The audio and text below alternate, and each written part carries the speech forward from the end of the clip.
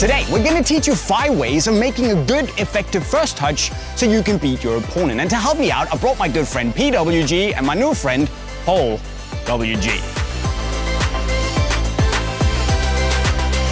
So guys, the key to a good first touch is to make sure that you set yourself up nicely to whichever direction you want to go next. So try to avoid just facing the ball directly and simply just killing the ball dead right in front of you, because not only is it going to be super easy to take the ball away from you, you also kind of restrict yourself in where you can go next. So instead, try to make your first touch a directional one, because that way, if you take a direction on your first touch, you're already moving and you can beat the defender much more easily. So if you learn this and also learn some of the skills I'm going to show you on top of that, it will mean that you can beat the defender with one touch only. Yep.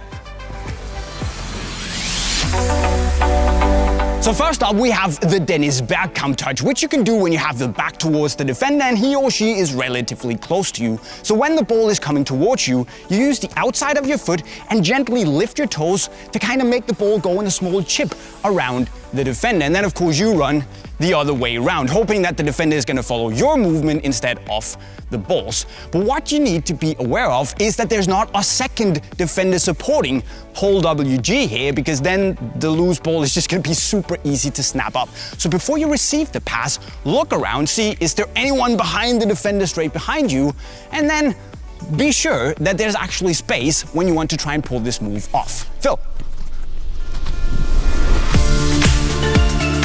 Next up, we have one of the most effective first touch moves when it comes to beating your defender directly. Because if you're in a situation where the defender is a little bit in front of you and to the side, you want to try and open up your body to beat him with the first touch. Because if you see here, I open up my body like this. When I receive the pass, I can actually turn my first touch into a dribble.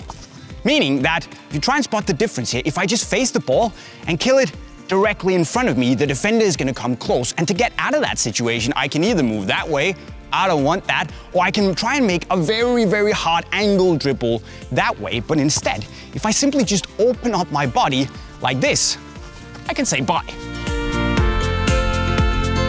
Now you might also be in a situation where the defender is again relatively close to you, there's a pass coming in, but you want to go in the opposite direction of that you're facing.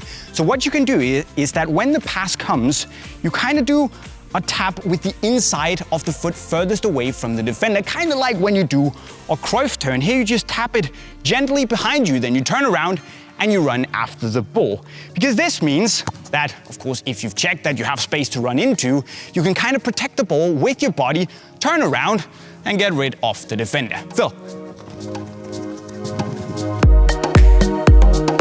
Now, the next trick is something that I honestly don't know the name for, so let's call it the Super Chop 3000. Because if you're in a situation where you would normally open up your body to take that brilliant directional first touch away from Paul WG, you can also do this. So if the ball is coming from down here, rolling towards you, you open up your body, but you make a small little chop towards where the ball actually came from. And if you combine this with a little cheeky shoulder drop, it's going to be extremely difficult for Paul WG or any defender to know what on earth is going on. Phil.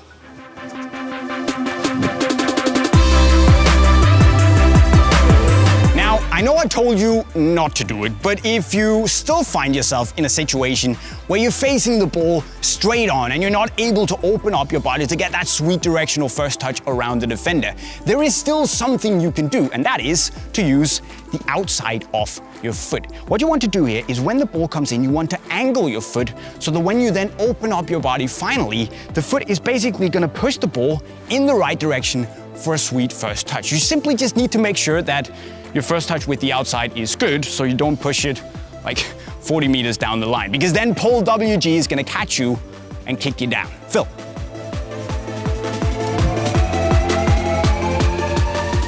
But of course, we didn't just bring in one of the world's best freestylers to pass me the ball. So this is a little bit of PWG freestyle first touch sauce. So when I have to do a first touch, I obviously want to make it count. So for me, it's style over necessity.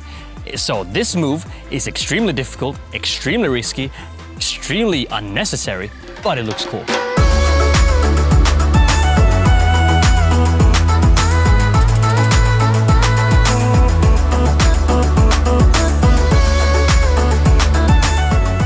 told you, useless but cool. So there you have it, my friends, 5 first touch moves that you can use to beat the defender. But which player out there do you think actually has the best first touch in the world? Well, as always, you should let me know in the comment section right down below. And of course, if you want to look fly, like PVG and myself in the Adidas Unisport pack, you can go and cover all of the boots in the link to Unisport.com right over there. But not before, of course, you've gone to subscribe to the channel with the notifications on if you haven't done so already.